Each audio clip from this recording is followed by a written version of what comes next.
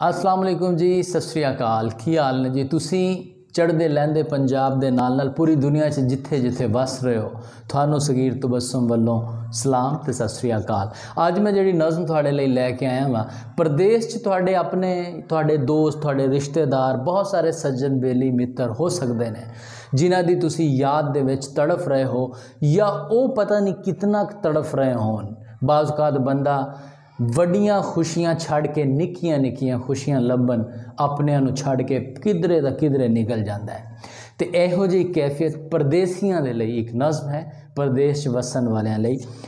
ज़रा इन्हां लफ्ज़ां ते गौर करना, थानू अंदाज़ा होएगा कि परदेस कट्टन वाले किहड़े करब च ने। कि दमड़ी खातर मिट्टी छड्डी, दमड़ी खातर मिट्टी छड्डी, छड्डे रोंदे नैन। चरखा कत कत उंगलां थकियां, लू लू पीड़ां पैन। ते अन्ना चानन झूठे हासे, अखियां पावन वैन। अन्ना चानन झूठे हासे, अखियां पावन वैन।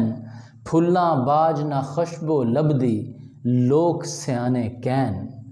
सोचां कंढे सैन। बहुत शुक्रिया जी।